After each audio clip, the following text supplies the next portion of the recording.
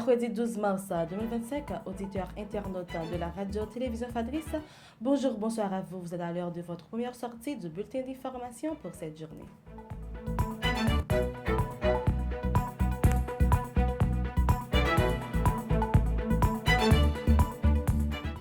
Le taux de référence calculé par la BRH pour ce 12 mars 2025 est de 130 gourdes 62 pour $1 américain.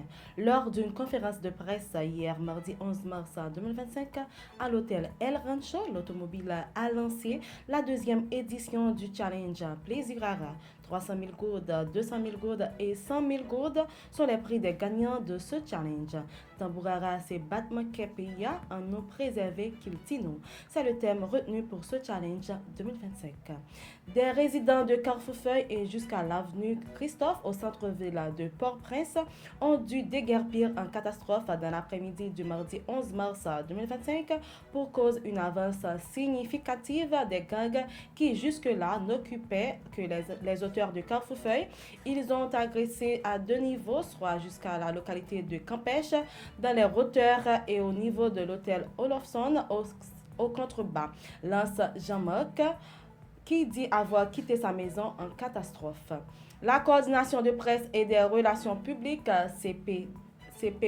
CPRR, de la Police nationale d'Haïti, PNH, à travers un communiqué daté hier mardi 11 mars 2025, a annoncé l'arrestation du policier Dominique Junior Altimi, surnommé Junior Gabar. Il était en détachement à la sécurité rapprochée de l'ancien ministre Dr Gariconi. Selon l'institution policière, cet agent de l'unité départementale de maintien de l'ordre l'UDMO, issu de la 20e promotion policière, a été arrêté 14 septembre 2024 par la DCPJ. Les opérations menées par la Police nationale d'Haïti, PNH, et la mission multinationale d'appui à la sécurité MMAS contre les gangs ont effectivement eu un impact, mais la situation sécuritaire reste complexe et instable. Les forces de l'ordre ont intensifié leurs interventions dans plusieurs zones stratégiques, notamment à Badelma, Torcel et dans l'Artibonite. Cependant, malgré ces avancées, les gangs conservent une capacité de nuisance importante.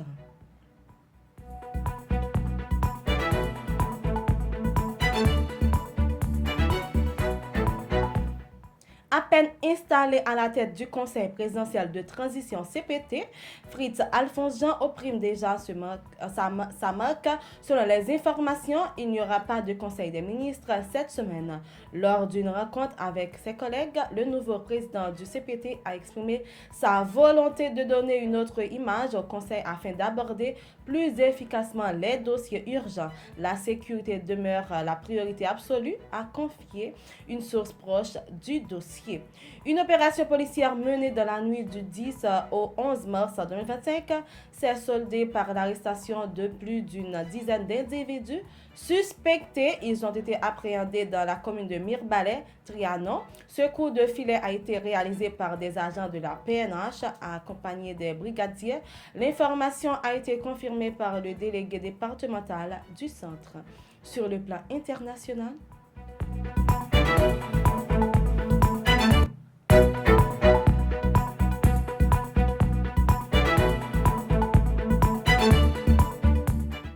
hier, mardi 11 mars 2025, la salle de presse de Saint-Siège a confirmé que le Saint-Pierre avait bien dormi. Lundi soir, elle avait annoncé que le pronostic vital avait été levé par les médecins même. Si le pape devrait rester encore plusieurs jours hospitalisé pour poursuivre son traitement. Ils ont annoncé que le pape n'avait passé une bonne nuit et qu'il s'était levé vers 8 heures. Un tragique accident d'hélicoptère a coûté la vie à 3 personnes dans l'État du Mississippi aux États-Unis. L'appareil, un hélicoptère médical Air-Car, s'est écrasé dans une zone boisée du comté de Madison. Les victimes de cet accident sont le pilote de l'hélicoptère et deux membres d'équipage, tous employés par le centre médical de l'Université du Mississippi. L'aviation administration FAA a décidé de prolonger jusqu'au 8 septembre 2025 l'interdiction de vol imposée aux compagnies aériennes américaines sur Port-au-Prince. Cette décision intervient alors que les autorités américaines avaient exigé du gouvernement haïtien la réalisation de travaux de sécurisation dans les zones nord et sud de l'aéroport Toussaint-Louverture. Ces travaux devaient être achevés au plus tard le 28 mars 2025, faute de quoi l'aéroport risquerait d'être complètement isolé du reste du monde. Auditeurs, internautes de la radio-télévision Fadé, c'est la fin de votre bulletin d'information. Merci de l'avoir suivi. C'était avec Vanessa Cédouane.